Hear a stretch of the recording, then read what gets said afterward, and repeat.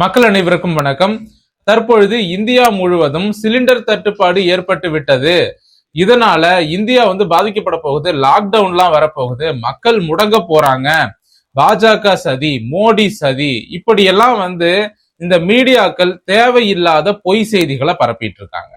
உண்மையிலேயே இந்த சிலிண்டர் தட்டுப்பாடு என்பது ஏற்பட்டிருக்கிறதா? இதனுடைய உண்மைத்தன்மை என்ன? இதை பற்றி தான் இந்த பதிவுல நாம தெளிவா பேச போறோம். முதல்ல இந்த சிலிண்டர் தட்டுப்பாடு அப்படிங்கிற பேச்சு இப்ப எப்ப ஆரம்பிச்சது அப்படின்னா சரியா ஒரு 2 நாளைக்கு முன்னாடி இருந்துதான்.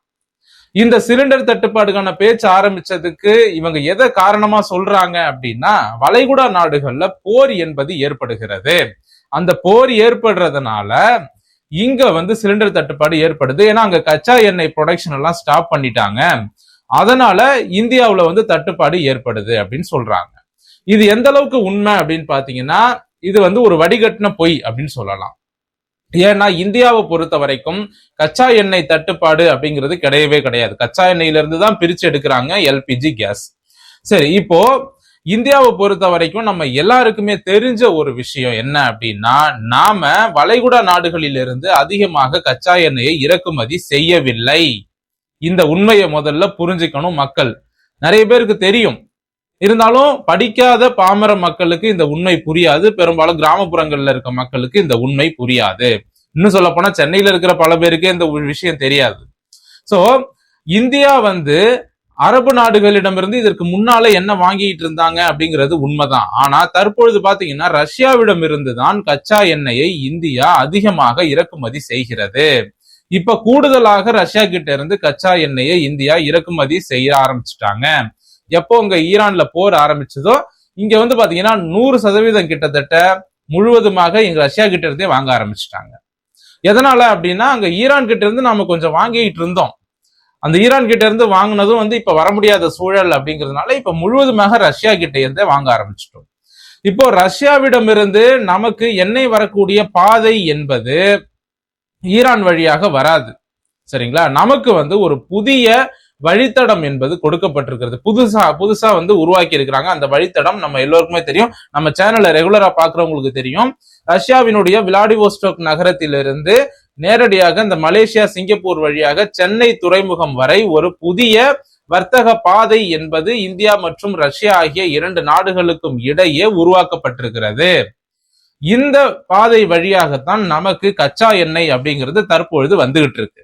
நாம அரபு நாடுகள் வழியாகவோ அல்லது ஐரோப்பாவில் இருந்து ஆப்பிரிக்காவை சுத்திக்கிட்டோ நாம கச்சா எண்ணெயை கொண்டு வரல. ரஷ்யாவில இருந்து நாம நேரடியாக விளாடிவோஸ்டாக் நகரத்திலிருந்து சென்னைக்கு கொண்டு வந்துட்டு இருக்கோம். இதற்கு முன்னால நாம ஐரோப்பிய நாடுகளை சுற்றி கொண்டு நேரடியாக மும்பைக்கு அந்த ஆயில் வரும்.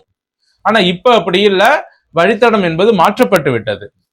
முன்கூட்டியே இந்த போர் எல்லாம் வரும், இந்த மாதிரியான பிரச்சனைகள்லாம் ஏற்படுங்கிறத கணிச்சுதான் தற்போதைய பாரத பிரதமர் நரேந்திர மோடி அவர்கள் இந்த சென்னை டு விளாடிவோஸ்டோக் அந்த வர்த்தக பாதையை சீக்கிரமா கொண்டு வரணும் அப்படின்னு பல்வேறு முயற்சிகளை மேற்கொண்டு அவர் கொண்டு வந்திருக்கிறார். இதன் மூலமாக நமக்கு தடை இல்லாமல் கச்சா எண்ணெய் என்பது கிடைக்கிறது. முதல்ல மக்கள் புரிஞ்சுக்கணும், எங்கேயுமே இந்தியாவுல கச்சா எண்ணெய் தட்டுப்பாடே கிடையாது. சரி, இந்த கச்சா எண்ணெய் தட்டுப்பாடுக்கு உண்மையான காரணம் என்ன அப்படின்னு பார்த்தா, இதற்கு பின்னால ஒரு மிகப்பெரிய சதியே இருக்கு. சரிங்களா? ஒண்ணு, இந்த எதிர்கட்சிகள் எப்படா இந்தியன் கவர்மெண்ட் மேல குறை சொல்லலாம், அதற்கு ஏதாவது ஒரு காரணம் கிடைக்காதா அப்படின்னு இவங்க பார்த்துக்கிட்டு இருந்தாங்க.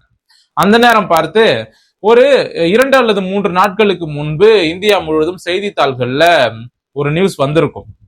என்ன அப்படின்னா, இந்தியா முழுவதும் பிரியாணி கடைகள் அதிகமாக வரி ஏய்ப்பு செய்யறாங்க அப்படிங்கிற ஒரு விஷயத்த இந்திய வருமான வரித்துறை கண்டுபிடிச்சு எத்தனை பிரியாணி கடைகள் வரி ஏய்ப்பு செய்யறாங்களோ அத்தனை கடைகளுக்கும் நோட்டீஸ் விட்டிருந்தாங்க. அத எத்தனை பேர் அந்த நியூஸை படிச்சீங்கன்னு எனக்கு தெரியல, ஆனா நான் படிச்சேன். அதாவது பிரியாணி கடைகளை பொறுத்த வரைக்கும் பாத்தீங்கன்னா எல்லா பிரியாணி கடைகளிலும் பில்லு கொடுக்க மாட்டாங்க. இப்ப பில்லு கொடுக்கிற பிரியாணி கடைகள்ல எவ்வளவு சேல்ஸ் ஆகுது, அதுல இவங்களுக்கு வருமானம் எவ்வளோ, இவங்களுக்கு செலவு எவ்வளோ, இது எல்லாத்தையுமே அவங்க கணக்கு தாக்கல் பண்ணும் பொழுது அதுல காட்டப்படும். ஆனா இந்தியாவில் இருக்கக்கூடிய பெரும்பான்மையான ஒரு 70% பிரியாணி கடைகளில் பில் அப்படிங்கிறது கொடுக்கறதே கிடையாதுங்க. உங்களுக்கே நல்லா தெரியும், நம்ம எல்லாருமே பிரியாணி சாப்பிடுறோம், எத்தனை கடையில நமக்கு பில்லு கொடுக்குறாங்க யோசிச்சு பாருங்க. அப்ப பில்லு கொடுக்கப்படாத அத்தனை பிரியாணி கடைகளிலும் எவ்வளவு உண்மையிலேயே சேல்ஸ் ஆகுது, அதுல இவங்களுக்கு எவ்வளவு வருமானம், அந்த கடையில எவ்வளவு செலவு இருக்கு, அங்க இருக்கக்கூடிய ஊழியர்களுக்கு எவ்வளவு சம்பளம் கொடுக்குறாங்க, இந்த மாதிரியான தகவல்கள் எதையுமே வெளியே காட்டுறது இல்ல, அப்படியே மறைச்சிடுறாங்க. இப்போ ஒரு பிரியாணி 100 ரூபாய் அப்படின்னா, இவர் ஒரு நாளைக்கு 100 பிரியாணி சேல்ஸ் பண்றாரு அப்படின்னா, அந்த 100 பிரியாணிக்கும் பில்லு போட்டா மட்டும்தான் கவர்மெண்ட் கிட்ட 100 பிரியாணி சேல்ஸ் ஆயிருக்கு, இவ்வளவு வருமானம் அப்படின்னு காட்டலாம். ஆனா இவங்க பில்லே போடாம 100 பிரியாணி 200 பிரியாணின்னு சேல்ஸ் பண்ணிட்டு ஒரு பிரியாணி 100 ரூபாய் அப்படின்னு கணக்கு வச்சு இவங்க பாட்டுக்கு லட்சக்கணக்குல சம்பாரிச்சிட்டு இருக்காங்கன்னு வைங்க. ஆனா இவங்க கணக்கு தாக்கல் பண்ணும் பொழுது ஒரு நாளைக்கு எங்களுக்கு 30 பிரியாணி தான் சேல்ஸ் ஆச்சு அப்படின்னு பில்லுல காமிச்சாங்கன்னு வைங்க. அப்ப எந்த அளவிற்கு பணத்தை அரசாங்கத்துக்கு வரி கட்டாம இவங்க மறைக்கிறாங்க அப்படிங்கறத நீங்க பார்க்கணும். அப்போ பில்லு கொடுக்காத எந்த ஒரு கடையிலும் பொருள் வாங்காதீங்க அப்படிங்கிற அந்த ஒரு விஷயத்த நான் தெளிவா சொல்றேன். குறிப்பாக ஹோட்டல்ல சாப்பிட்டீங்கன்னா பில்லு கேளுங்க. பிரியாணி கடையில எல்லாம் பில்லு கேளுங்க.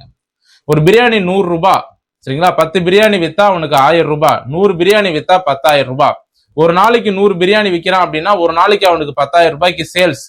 அந்த 10,000 ரூபாய் சேல்ஸ்ல அன்னைக்கு ஒரு நாள் செலவு அவனுக்கு எவ்வளவு, அந்த பிரியாணி செஞ்சதுக்கான செலவுகள், அந்த மளிகை பொருட்கள் அதற்கான செலவுகள் எவ்வளோ, அவனுடைய மாத வருமானம் எவ்வளோ, அதுல அவன் கடவாடகை எவ்வளவு கொடுக்குறான், கரண்ட் பில் எவ்வளவு கட்டுறான், ஹோட்டல் மெயின்டெனன்ஸ் எவ்வளவு செலவு பண்றான், ஸ்டாஃபுக்கு எவ்வளவு சம்பளம் கொடுக்குறான், எதையுமே அவன் கணக்குல காட்ட மாட்டேங்கிறான். பிரியாணி கடைக்காரனுங்க எவனுமே முறையா கணக்கு காட்டுறதே கிடையாது, சரிங்களா? இந்த பிரியாணி கடைகளை அதிகமாக வைத்திருக்கக்கூடிய சமூகம் யாரு அப்படிங்கிறதும் உங்களுக்கு தெரியும். நான் பேர்லாம் சொல்ல விரும்பல, பேர் சொன்னா உடனே எல்லாரும் சண்டைக்கு வர ஆரம்பிச்சிருவாங்க.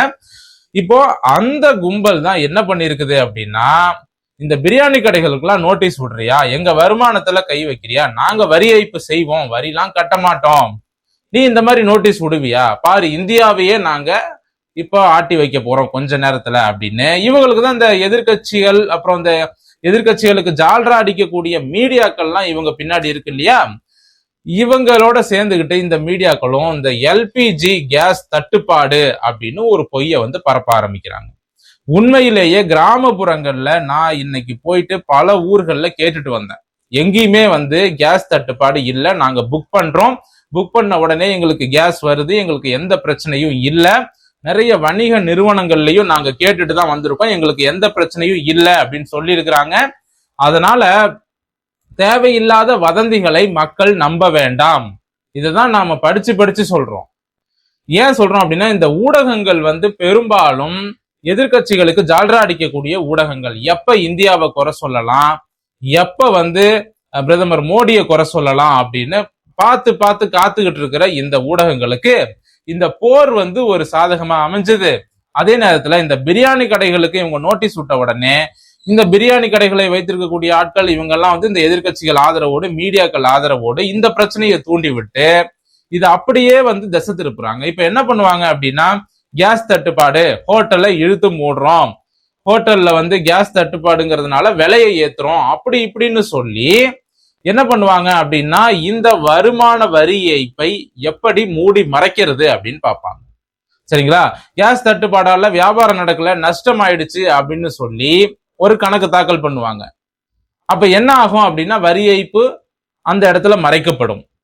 அப்ப யோசிச்சு பாருங்க, அப்ப இவங்களுடைய திட்டம் என்பது என்ன அப்படின்னு பாத்தீங்கன்னா, இந்த நோட்டீஸ் விட்டுருக்காங்க பாத்தீங்களா, இந்தியா முழுவதும் எல்லா பிரியாணி கடைக்கும், அதுல இருந்து இவங்க தப்பிக்கணும், மக்களையும் இந்தியாவுக்கு எதிராக, மத்திய அரசுக்கு எதிராக திசை திருப்பணும், இந்த போரை காரணம் காட்டி ஆயில் தட்டுப்பாடு, கேஸ் தட்டுப்பாடுன்னு ஒரு பிரச்சனையை உருவாக்கி எலெக்ஷன் டைம்ல பிஜேபிக்கு ஒரு குடைச்சலை கொடுக்கணும்.